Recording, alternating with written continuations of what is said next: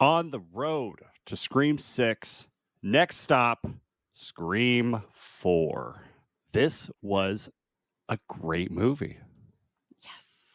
I'm so glad that you think so. I was a little worried because you have hyped this up It's my favorite. quite a bit, and I'm like, she's going to ruin it for me. Hey, I did that with Babylon, and I think it still worked out for both of us. So. That is very true. Go listen to the pod. Yeah. Babylon. Anyways. Cinema. So we're talking about Scream 4. This movie it's a comeback in a lot of different ways. We got Kevin Williamson's back. He's here to right the wrongs of Scream 3. Yes, he really did. I did read though that they brought back fucking Aaron Kruger again, and he did some rewrites on Kevin Williamson's script for this one. So I feel like any of the negative things about this movie probably came from him. And it was like the studio idea. They wanted to change a bunch of shit. I mean, I could see him coming back and maybe rewriting the opening bit because that's really funny. And Scream 3, if anything, is a really funny movie. And that opening scene with them watching the movie, and then it's actually the next movie is watching the old movie. It's a movie within a movie within a movie. I was like, am I watching one of the scary movies? Like, am I watching one of those? And I didn't realize I actually put that on. It's really funny. Yeah, it was super jarring. I saw this. This is the first Scream I saw in theaters, and I had the same feeling when it started as I did when I saw Tropic Thunder. And that movie starts with like 3 fake commercials, trailers, you know? And I'm like, at first, I'm like, oh, is this a movie? And I'm like, no, is this an ad? Like, what is this? You know? And so with this, I was also like, is this part of the movie or not? Because it kept saying like stab 6, stab 7. And I was like, what the fuck is going on? Like, it was I think the reason I love this opening so much is just because it really was extremely shocking to me at a time when, you know, there was 3 of these already. I felt like, how can they really change it again and make it interesting? And they did. Yeah, well, and especially with the gap, the actual time gap between 3 and 4. I mean, from the first movie to now, there's a 14-year. There's a 11 year. There's a big gap. 11 years between 3 and 4. Oh, 3 and 4. I was saying the first one. Oh, sorry. Yeah. Then yes, you're right. So yeah, there's a huge gap, and especially considering the first 3 movies were made within 3 years of each other. Just pretty pumped crazy. out 3 of them real quick. Then yeah, there's just like this long break, even though Scream 3 was very successful. It did really well. But yeah, they brought the whole gang back. They brought back everyone. And more. Yeah, and added some. And the funny thing is that this movie is actually the least successful at the box office. I know. It's so upsetting. I mean, it was also in the era of like everything that we got was remakes of shit. So maybe it just got lost in the mess. But yeah, it was not very successful. And I'm very bothered that it wasn't, because I loved it. And I feel like it was way better than 3. So it bothers me that 3 did so much better. Yeah. Well, 3 was riding off the high of 2. And then, I don't know, maybe the gap, or I don't know. But they had to entice audiences to come back to Scream because it had been a fucking minute. And there'd been so many scary movies in the meantime making fun of Screams. Like, it was like, you know, maybe it felt like not the right time. Yeah. Until then, they finally did it. And I felt like all the stars aligned to make this really good and have everyone back. It's pretty unique for most horror franchises. I mean, I'll just go ahead and get it out of the way, and then we can jump in and just start talking about things. This is the best movie so far. Really? Yeah, for sure. Thank God. I'm so glad you agree. Woo! So for anyone, if this is the first of the series that you're listening to us, this is my first time watching essentially all the Scream movies. And I didn't know any spoilers coming into this. We're just leading our way up to Scream 6. So up until this point, Scream 2 is my favorite. This did everything that I loved in Scream 2 and more. Really takes it up a notch, or like 10. One of the things that I really loved, and kind of going back to the opening, is I don't know if there's been another horror franchise that really handles commentary on the success of their own franchise better than Scream. I know, it's incredible. The Stab movies really just opened that whole thing up to make it so much more meta. Yeah, like the fact that Kevin Williamson's back, and at this point, we had Scary Movie 1 and Scary Movie 2, and Scary Movie 1 just rips Scream apart. But the fact that like Kevin Williamson, he definitely watched Scary Movie 1, and he's like, for my opening, I'm gonna do kind of a scary movie parody of my own thing. It's so incredible because like the fact that like even each of the opening bits are pretty good, like I feel like on their own, and then when you just put them back to back, it's just fucking genius. Like the first one I think is really like the silliest because it's like, oh, the Facebook stalker killer, and she's like, it's just kind of funny, and then they're like, oh, talking shit about Saw 4 and all this stuff, and I love that. And then when that's over, and then you're like, oh shit, it's Kristen Bell and fucking what's her name, Anna Paquin. Yeah, so you're like, oh my god, what? And then I was like expecting like a ghost face to jump out, but then like Kristen Bell fucking reaches over and just stabs her because she's like, you could see everything coming. Like there's no surprises anymore. And then she's like, did that surprise you? And I was like, yes, that fucking surprised me. Holy shit. And then you peel back again. It was just genius. And it was the coolest way to like make fun of your own franchise while also one-upping it and then keeping it relevant, you know? Yeah.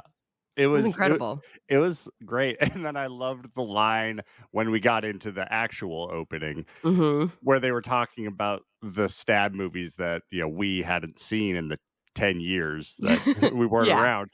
And they're like, Stab 5 had time travel. It was totally stupid. And I'm just like, that is how they explain the crazy voice cloner. It's Scream 3. That's got to be why they threw it in there. Because it's like, that's the only way that guy could have fucking had that technology back then. I feel like Kevin Williamson watched Scream 3 and he's like, we gotta fix that. Yeah, we gotta correct it. And that would be maybe, if that is even referencing it, that would be the only reference to Scream 3 ever again. Like besides the Stab movies, they don't reference anything about Roman. It's like he never existed. The killer. There is that one line that Gale has where she's like, I've helped solve 3 of these. And I'm just like, Have you though? Did you solve them? Nobody shot the killer in the first one, then you got shot in the second one. Yeah. And then in the third one, you were just tied up. Also, no one ever solves it. The killer reveals himself. I know. There's literally never anyone who actually solves this shit ahead of time. But it's funny that she says that because you're like, I mean, I think technically she did the most work on the third one and put a lot of shit together for Maureen Prescott because she knew all about her. But like, other than that, that's it. I would say the first 2, not as much. She's just a reporter looking for her big break. She didn't really solve anything. Yeah. But I still love Gale. I'll give her all the credit all day. Okay. That bitch deserves it. Speaking of Gale, and also the just list of people that are in this movie, I felt like Alison Brie was supposed to kind of be the new Gale. Like she was the publicist and just like getting the story and all that stuff and being a bitch about it. And then she dies. Yeah.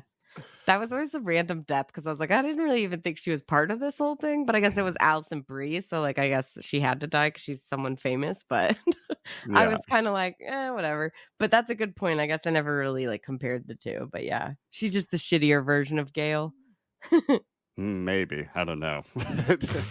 Come on. And then speaking of comebacks, Dewey comes back stronger than ever. His limp is totally, healed in the past 10 years. His mustache is thickened up a little bit. Looks good. And he failed his way up to being sheriff. So like, yeah, good for him. Dewey's on top of the world. All I can say, like, this movie didn't really like Dewey. He was just kind of there. He wasn't. He wasn't really like doing too much or too little. He's just kind of a character. And so I was like, good job, Dewey. Good for you. Yeah, Dewey just like they kind of didn't make him the butt of the joke every time. I mean, he still gets his ass handed to him, but yeah, I did hear that like Wes Craven was saying that like the reason that they got rid of the limp and the arm thing was like they're like he's done physical therapy for like 11 years. Okay, he's fine. He's fine. And so I'm like, all right, I guess that makes sense. I'm not sure that physical therapy can solve a severed nerve. They might have just stabbed him again to fix it. But people not remembering that detail will solve it. Yeah, exactly. But I thought that was pretty funny. I'm glad that you enjoyed Dewey more. I'm curious if I think he's at his best in the fifth one. So I think you'll really come around fully on him versus just being like, he was fine. Yeah. Which like he was in this movie. He's really not a big part of it. Like this movie, besides Sidney, like Gale and Dewey really take a back seat in this movie. I think maybe it's just jarring because we just watched Scream 3 and they're like the leads of that movie. Yeah. So it kind of switches it up. But also this is kind of the first one where like Sidney is not part of the main cast because she's older. It's not her group of friends. It's Emma Roberts is the new Sidney and it's her group of friends. So I thought that was interesting to bring in all the new young people. It's been in the back of my head, knowing that Neve Campbell is not coming back. So it's been interesting in my head of like, she was kind of part-time in this movie also. Like she was very part-time in Scream 3. She's pretty part-time in this. Like this movie really does focus on the kind of the new group of kids. Yeah, and same with 5. And that was one of the other things that really stuck out to me is I feel like this is the movie where it really showed me that this franchise does not rely on Neve Campbell. Yeah, it's true. If you can find a new cast of kids that are just as great, and someone that you actually care about to center the movie around, I feel like they did a really good job with the cast in this movie. Most of them, I feel like I really enjoyed the new group of characters. They're all kind of somewhat similar to the original characters, but that's kind of how you have to do it, right? Yeah. They do the same thing in the fifth one very successfully as well. And I think that's like one reason I love 4 and 5 so much is like, I love Sidney, but like how many people want to kill her out there? You know what I mean? Like after a point, you're like, is there more people that want to murder this bitch? Like, why? There's just, we can't keep thinking up reasons, right? There's got to be a new target at some point. So this one did a good job of like kind of playing with that. Yeah. Kevin Williamson's really good at writing characters. He's really good at writing like these young characters. Because like shocking. Because most people who are older are terrible at writing dialogue for young people. It sounds so like old people trying to sound young. Like, hello, fellow kids. You know what I mean? Like, it just doesn't fucking work most of the times. It's shocking. He even is still doing it with his newest release movie, Sick. I was just thinking of that. Like, Sick, those characters, they're sick. They're written really well. He still got it, baby. Kevin Williamson. He doesn't write the fifth one, but he was a consultant. They brought him onto the set, had him review the script, go over the story, all that stuff. So I think that's important. Kevin Williamson basically just has to be involved in these movies in a big way, in some way at least, in order for them to keep up with the quality of the others, I think. I also thought that this movie felt a lot more rated R than the other ones. The other ones, for some reason I was like, are the other ones PG-13? Like they this one could felt rated R. Yeah, after like 1 and 2, which had, they were still not even super gory, but they had a lot more blood and stuff. Yeah. In the first one, the opening, you see like Drew Barrymore hanging there with her guts all hanging out. Yeah, and you get that in this movie too. This is the first one since the first one where we see someone disemboweled. Yeah, and also Ghostface, I feel like is more terrifying to me in this movie because the shit that he says, like when he tells Sidney, I'm gonna slice your eyelids so that you can't blink when I stab you in the face, and she's like, oh my god, what the fuck? Like, where'd you come up with that? Fuck, that's fucking gnarly, man. Jesus, that was like a lot. that should have been the first hint that it's not someone from the past. Yeah, can't be. People back in the old movies didn't talk like that. There's never been, the Ghostface threats in this one definitely get more intense and the kills are really, really stepped up. I know that, also I think each movie reflects the time that it was made and when it came out and like movies at the time. I know we talked about they toned a lot of the violence down in Scream 3 because of Columbine. Yeah. 11 years later, no one gave a fuck anymore and they just dialed it up to 11. And it's like the blood even is like almost black. It looks more real too. And they just, I think at the time too, like the movies that they're talking about in this one, like Saw and like fucking just all the remakes too. They were all like, okay, we have to outdo the original. How do we do that? Adding a ton of gore. It got to be grisly. I mean, the Texas Chainsaw Massacre remake is the perfect example of it. Yeah. Like the first one is not gory. Like the original is not gory at all. They don't show anything. And then the new one, they really show you everything. They're like not pulling any punches. That was the trend at the time. So I think that that's cool that the movie reflects that. Yeah. And is like, that's what modern audiences want. At least at that point, we were all into the torture porn. That was the big thing. Yeah. Right? Yeah. And that first kill, I was like, Jesus, that's a lot of blood. Is this even possible? Like the room was just, it's like someone just went in there with a fire hose of blood. Which one? Which first kill? Oh, the girl where they see it from across the neighbor girl. With I'm not in your closet. I was like, oh, that was good. Right? Yeah. And speaking of that, this movie, it was very apparent that Kevin Williamson was back. Because the kills and how we see the kills reminded me a lot of like the tense moments from the first and the second one. Like when they are watching their friend get horribly murdered, but we're seeing almost all of it from the other house. And so we're just seeing the window. Like, that's freaky. Yeah, it really adds to it. I feel like the way that a lot of the kill sequences go are really unique.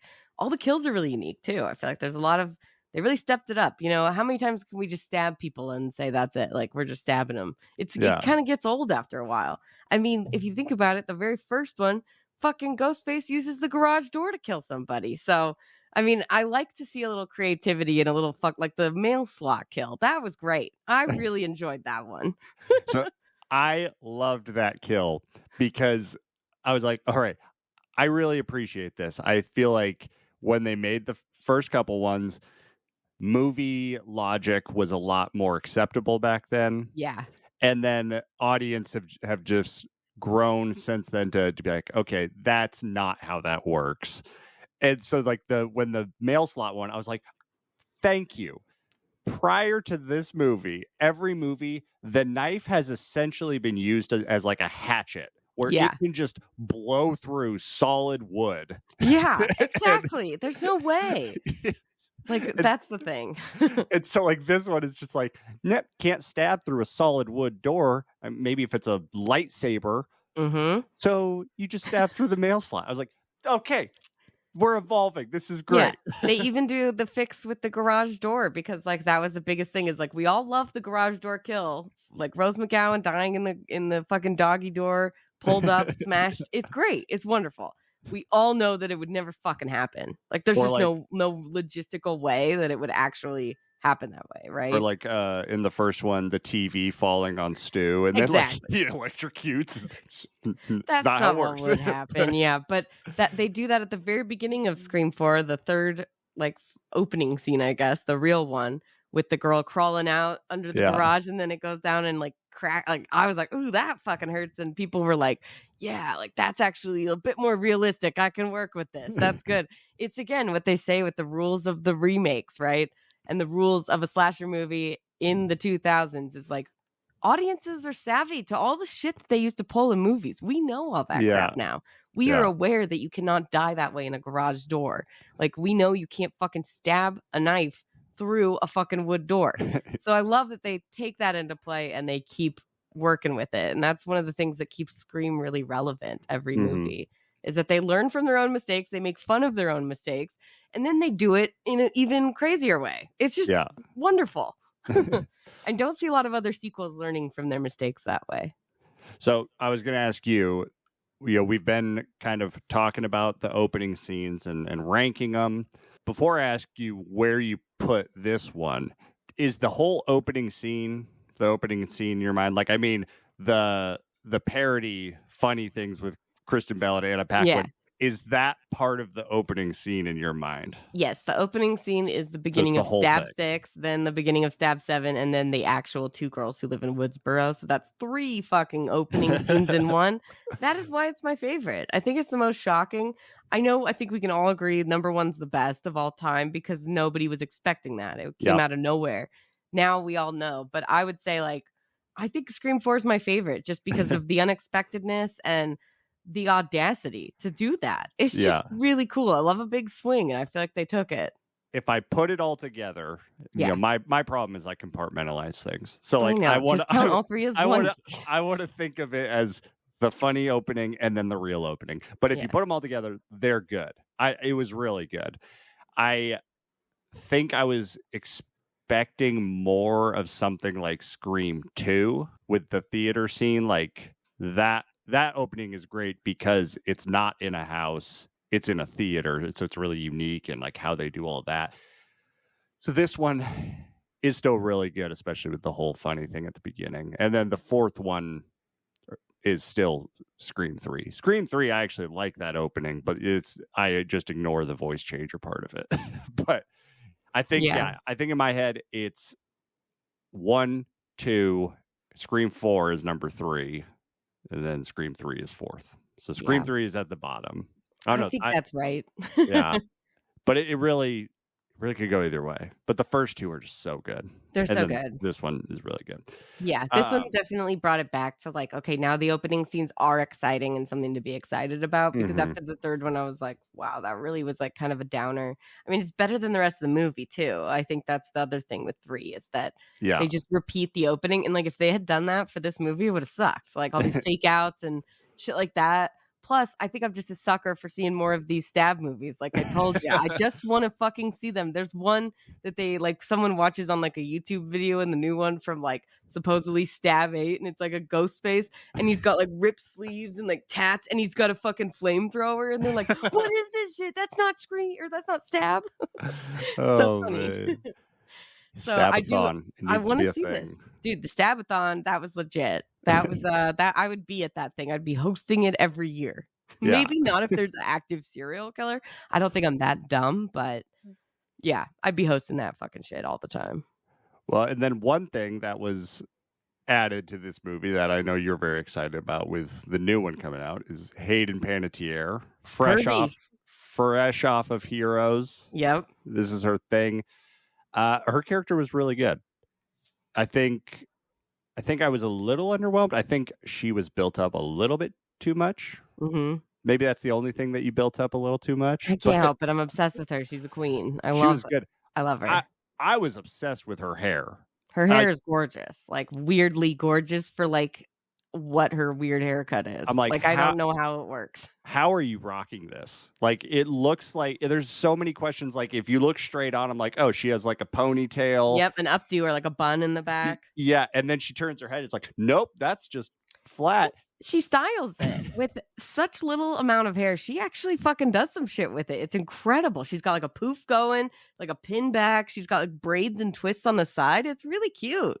Yeah, I was surprised. I was like, that she's rocking it. I kind of thinking that Hayden Panettiere is just like one of those people that can rock any haircut. Oh yeah. I was like, can we get a wig from Scream 3? Can we get Courteney Cox's haircut and put it on? Just see if she rocks it. Because then I don't know.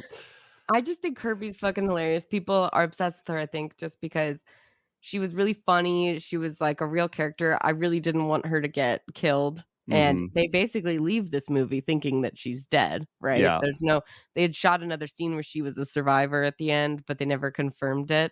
And everyone was always saying, like, when they did Scream 5, is Kirby coming back? Because we don't know that she's really dead, right?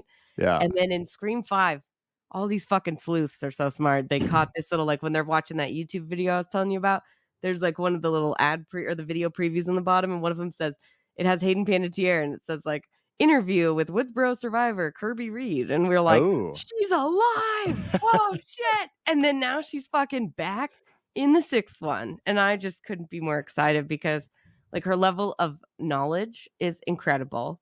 I love it. I also think she's funny, like when she's like, when they first go to the cops, like her 2 friends got the calls from the killer, and then she's like, and they're like, and you didn't get a call? She's like, no, I didn't. Is that bad? Does that mean I'm not gonna live as long as these 2? And he's like, no. Maybe. I don't know. No, you're fine. She's like, oh my God, I'm going to be next. Like, it's just good. I really enjoy her. I think she's great. I also love the idea of like, I know we have Robbie is kind of like a Randy, but I think she fits more of the Randy vibe. Yeah. He's more like a combo of Randy and Billy or something because he's creepy looking, but he has the movie knowledge, right? Yeah. But no, she was good. I'm excited for her to come back. I think she's a really, really good actress. So Me too. I was just happy. She hasn't done like a ton of movies or anything. So I'm happy. Took a break for a while. I'm excited to see her in Scream 6. Kirby was my favorite in Scream 4.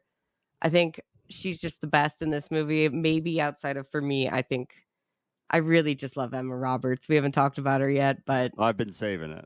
Yeah, I figured that's more of like an ending conversation because up until the end, she's kind of like nothing. She's like the new Sidney. She does like it's very similar to the first movie with Sidney. She's very much like the new Sidney. Yeah. Well, and also I think it's fair to say that just Hayden Panettiere just steals the show whenever she's on screen, and she's always on screen with Emma Roberts, and like their characters' personalities are just polar opposite. You know? I love it when they're like, Kirby, what's your favorite scary movie? And she's like, Bambi. It's just like fucking Randy in Scream 2 when they ask him, the killer's on the phone with him, and they're like, what's your favorite scary movie, Randy? And he says, Showgirls. And I was just like, see, it's the Randy thing. She's just fucking Randy.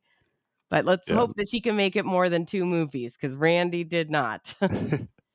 So before we jump to Emma Roberts and the ending, I only had 2 things with this movie that I thought were bad. Okay. One, I don't know what it was. Maybe it's just 2011.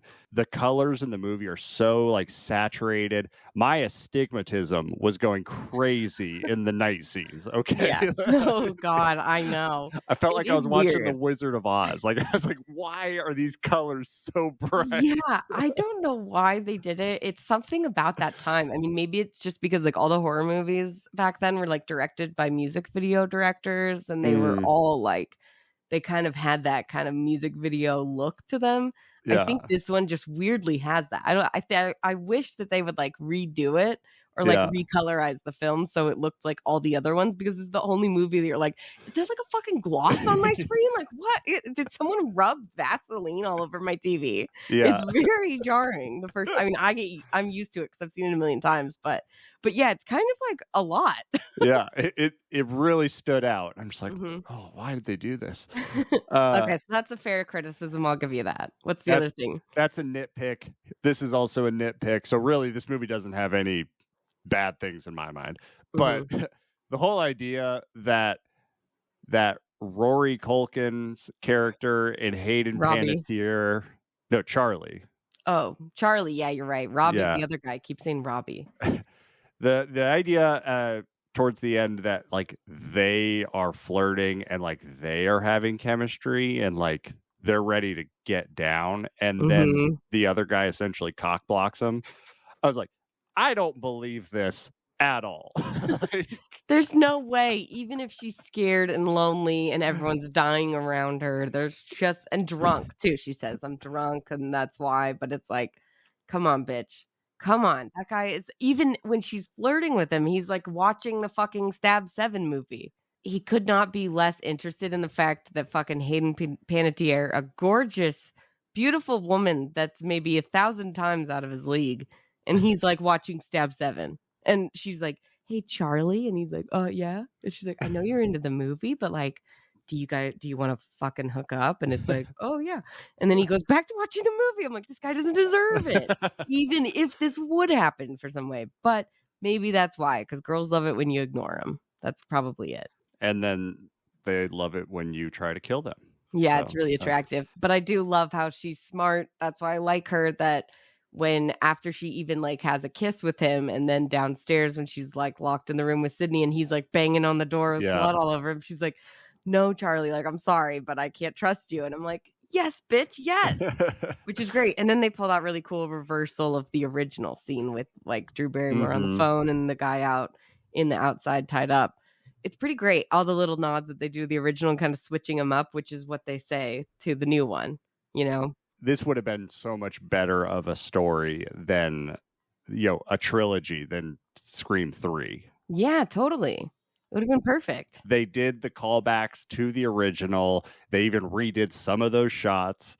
Like they did the garage scene. They did the balcony scene. Yeah. I thought it was great.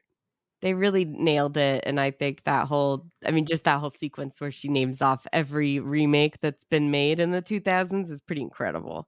Like, I am dying to know what the fucking question that was. Because the question that he doesn't even finish the question when she answers. He's like, name the remake of the groundbreaking horror movie in which the killer, and that's all. So I'm like, what? What was the answer? She does list basically all of the horror remakes, though, which is incredible, but I gotta know what that fucking question was. I think even Emma Roberts was impressed because she's just silent as the killer over the phone. She didn't even say anything. That's true. Like, and Jesus. I want to ask you that. I think now we can, since you just mentioned it, we can talk about the killer reveal of Emma Roberts, who is Sidney's cousin, as the killer, which I think is my favorite twist of any of the movies. I think it's just the best. Again, it's interesting how it's also a family member.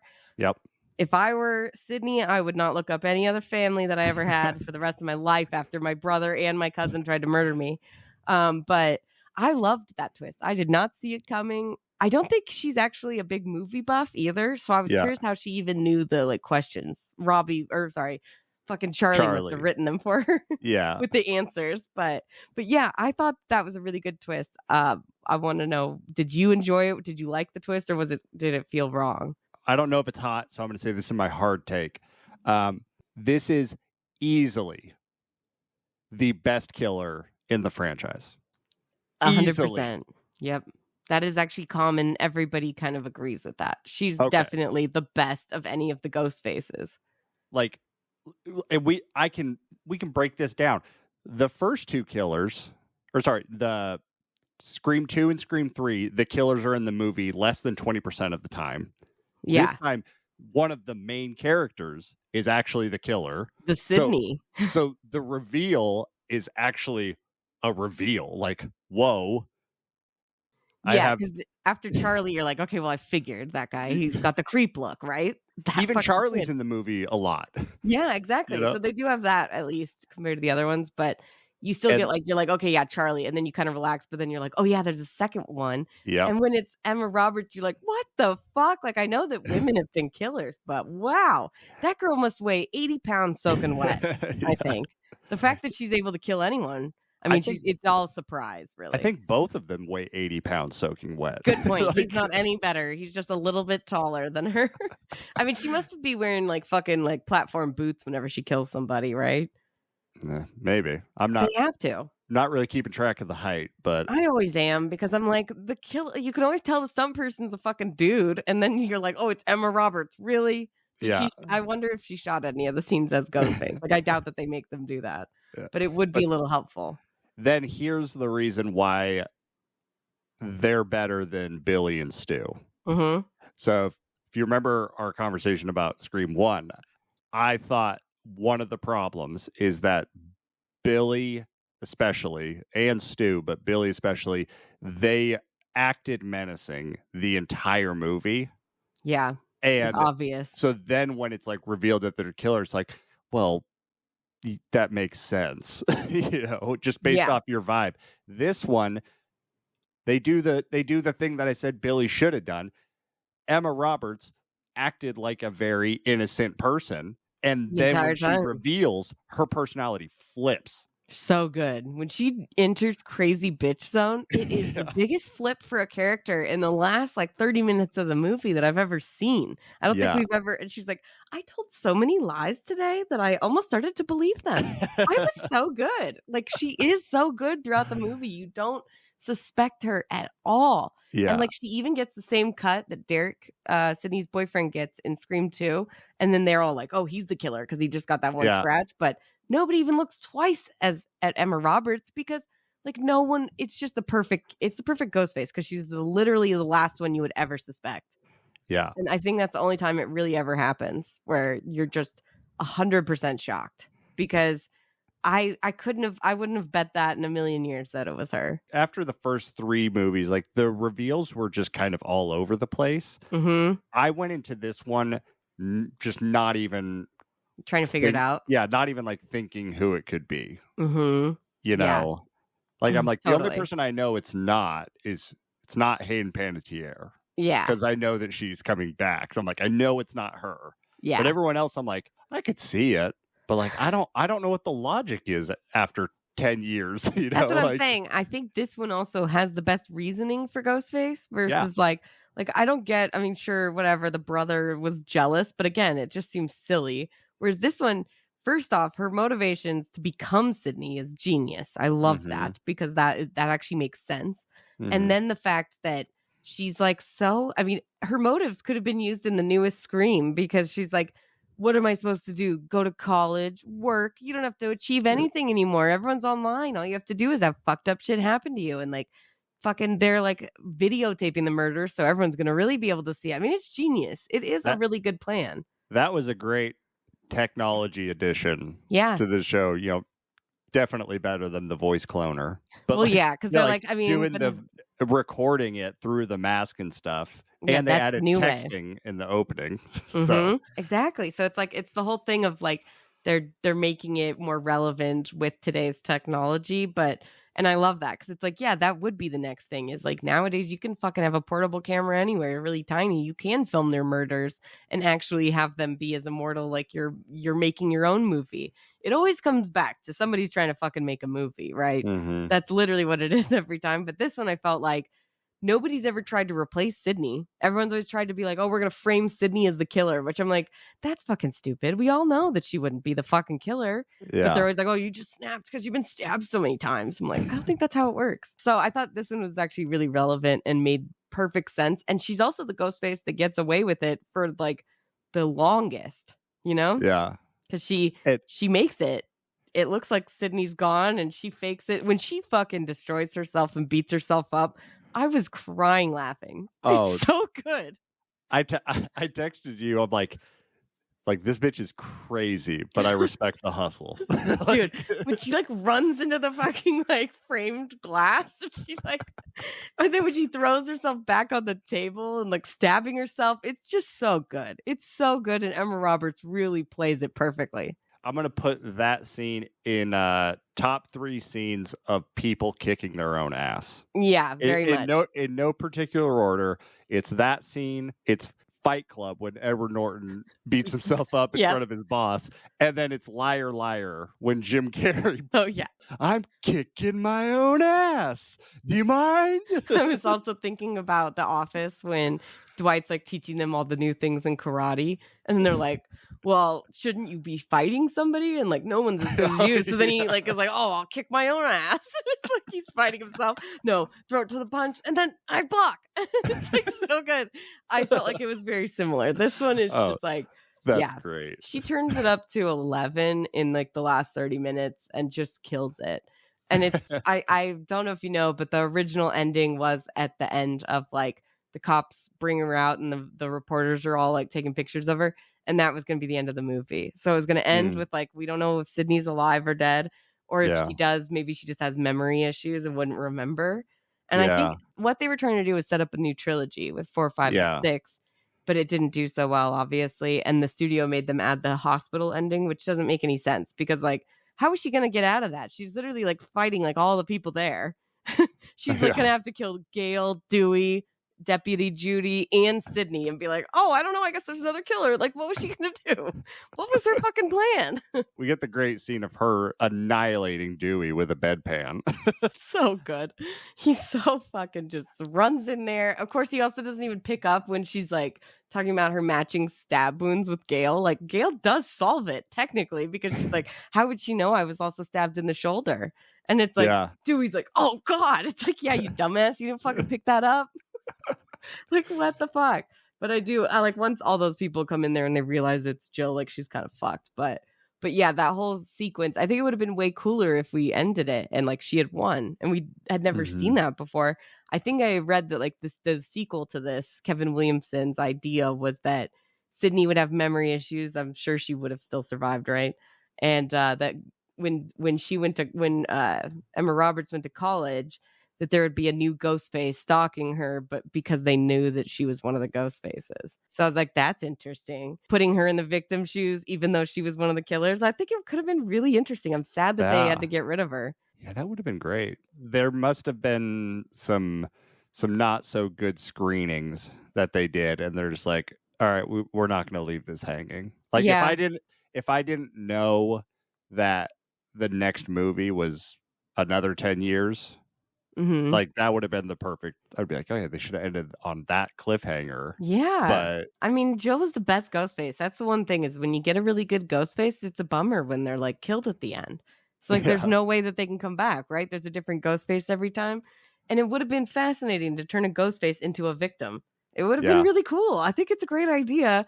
Who knows? Maybe they'll do it again. But for this one, I'm still okay with the hospital ending scene because we get that line when she goes in to see Sidney and she's like, oh, you just won't fucking die, will you? Who are you, Michael fucking Myers? It's like, for real though.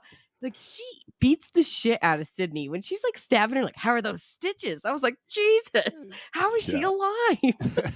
Like, what the fuck? Sidney must be fucked up beyond all belief at this point. Like, I mean, by Scream 5, I don't want to see her without her shirt off. It's gotta be fucking gnarly, man. Well, I'm just really glad that you enjoyed this movie as much as I do. I think you'll also really enjoy Scream 5.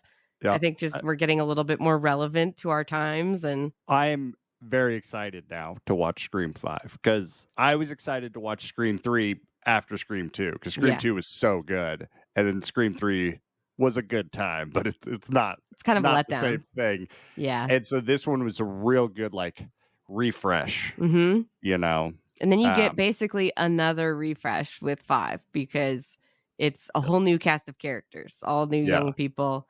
And I think they did a really great job with that movie too. It is also interesting. I'm curious to see how you will feel about the first Scream movie not directed by Wes Craven because he passed away in 2015. So, and also I believe the reason that they didn't continue with this stuff is because there was also that Scream TV show on MTV at the same time, like a 2015. They started doing that as like a refresh of the whole, like a reboot. And that didn't do well, I guess. I never watched it because it's just stupid. But so I like that they had to reboot it again kind of in 5, but they do it in a different way than 4. So it's still really, really good and interesting and still feels like a Scream movie, honestly. Yeah. I'm excited. So yeah, now my rankings. Overall movie wise? Overall, now that we're on the 4th, is number 1 is Scream 4. Number 2 is Scream 2. Number 3, Scream 1. Number 4, Scream 3. So Scream 4 is number 1 now? Scream 4 is number 1. Fuck yeah, baby. It's got the best villain. Yep. It's got the great meta-ness to it that's not corny or overdone. Even more meta. I love when Gale says, I mean, how meta can you get? And then Dewey's like, how meta can you get? And she's like, I don't know. I heard one of the kids say it. But it's like, I love that. And then it gets major points for, in my mind at least, proving that it doesn't need the lead to be good. We can do these without the main cast. It's kind of sad, but like I'm okay with it now. Like I'm a little bummed that Sidney's not in Scream 6, but I think I'll get over it. Honestly, I love her and I kind of just want that character to have some fucking like calm times after like getting stabbed every couple of years. Jesus Christ. But yeah, Scream 4 I think was just a really good reboot for the franchise and now we're just in a really good place. I'm glad you really liked it. So next up, Scream 5. Which is just called Scream, FYI, for everyone. If you're Googling it, I think it's just all caps is the deal. Yeah, Scream 2022. Yeah, they make fun of it in the movie. That's why, but they make fun of it like how every movie that's like a requel or whatever is literally just the same title as the original, like Halloween. And then they're like, oh, just call it fucking Stab 8. It's Stab 8. It's not the original Stab. And it's like the same fucking thing that they're doing.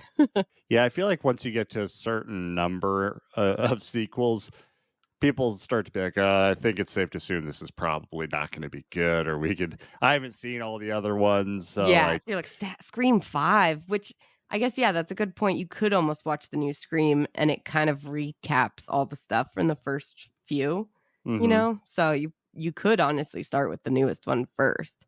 I would never recommend that. That would be a crime against humanity, but I guess you could. Yeah. All right. Well, I'm excited to watch it. I know that Jenna Ortega being added to the cast is a huge deal, so I'm excited to see that. Fuck yeah. Yep. Until then, till next week. like and subscribe, I guess. Do all that stuff. Yeah. Come back next week. We'll be talking Scream 5. Don't forget to like and subscribe. We out here.